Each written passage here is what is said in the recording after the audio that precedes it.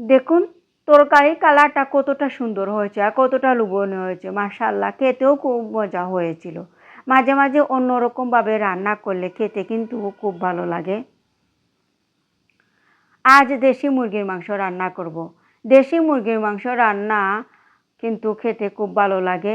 আর দেশি মুরগির মাংসের চামড়া সহ রান্না করলে আরও বেশি মজা হয়। আসসালামু আলাইকুম, ওয়েলকাম টু উর্মিস কিচেন। সবাই কেমন আছেন? নিশ্চয়ই ভালো আছেন। আল্লাহর রহমতে আমরাও ভালো আছি। মাংসকে রান্নার জন্য ভালো করে ধুয়ে নিয়েছি, আর যে পাতিলে রান্না করব সেই পাতিলে নিয়েছি। এখানে দিয়েছি পেঁয়াজ কুচি আর আদা রসুনের পেস্ট দিচ্ছি। এভাবে বানিয়ে রেখে দিলে ফ্রিজে রান্নার সময় কিন্তু খুব তাড়াতাড়ি রান্না করা যায়, সময় কম লাগে।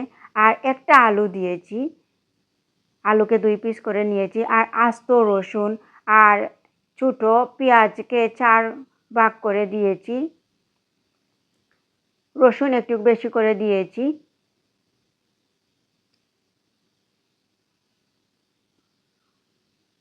আর দিচ্ছি টমেটো।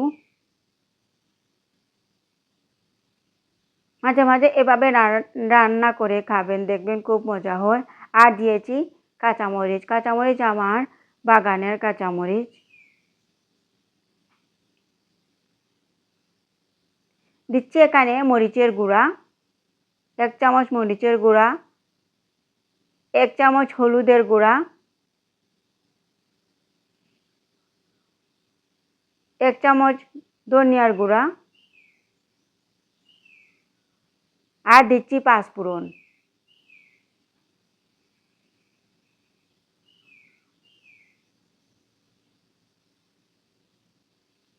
দিচ্ছি স্বাদ মতো লবণ। আর দিচ্ছি এখানে তেজপাতা, দারচিনি, এলাচ, স্টারনেস আর জয়ত্রী দিয়েছি।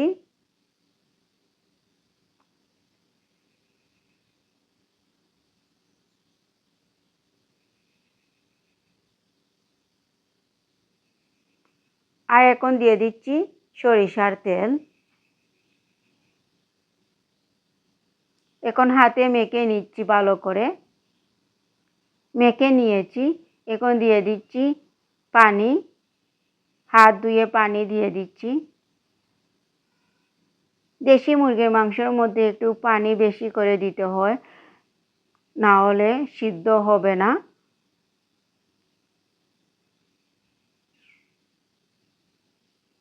পানি দিয়ে আবার নেড়ে চেড়ে দিচ্ছি, হাত দিয়ে নাড়িয়ে চাড়িয়ে দিচ্ছি। এখন চুলায় বসিয়ে দিচ্ছি আর ঢাকনা লাগিয়ে রান্না করব। চুলার আগুন জ্বালিয়ে দিয়েছি। দেখুন কিছুক্ষণ রান্না করার পর তরকারি কিন্তু বলক ওঠা শুরু হয়েছে। আর নেড়ে চেড়ে দিচ্ছি।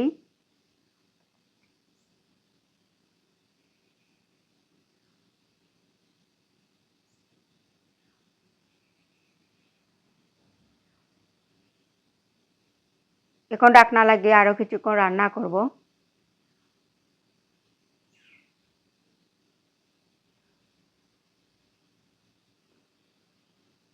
আরও কিছুক্ষণ রান্না করার পর দেখুন আস্তে আস্তে কিন্তু ঝোলটা শুকিয়ে যাচ্ছে।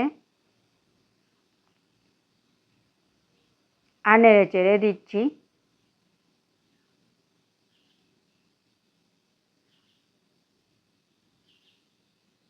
ঢাকনা লাগিয়ে আরও কিছুক্ষণ রান্না করব যাতে মাংসটা সিদ্ধ হয়ে যায়। দেশি মুরগির মাংস রান্না করার সময় মাংসটা সিদ্ধ করে নিতে হয় বেশি করে রান্না করে। দেশি মুরগির মাংস সিদ্ধ হতে অনেক টাইম লাগে। দেখুন ঝোলটা অনেকটা শুকিয়ে গিয়েছে।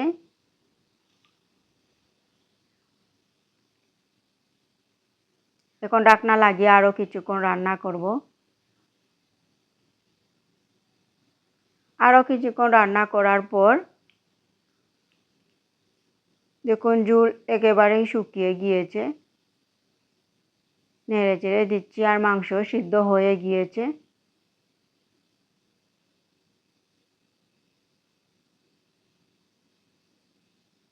এই ঝোল কিন্তু নামানোর পর আরও শুকিয়ে যাবে।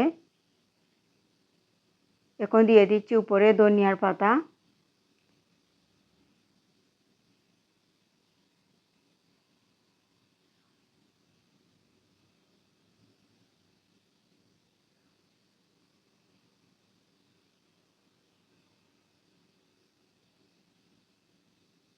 ধনিয়ার পাতা দিয়ে আরও কিছুক্ষণ রান্না করব, তারপর চুলাটা অফ করে নিব। ধনিয়ার পাতা দিয়ে আরও কিছুক্ষণ রান্না করার পর চুলাটা অফ করে নিয়েছি। দেখুন আমার তরকারি কালারটা কতটা সুন্দর হয়েছে, মাশাআল্লাহ মাশাআল্লাহ মাশাআল্লাহ। খুব মজা হয়েছিল। মাঝে মাঝে অন্যরকমভাবে রান্না করলে খেতেও কিন্তু খুব মজা হয়।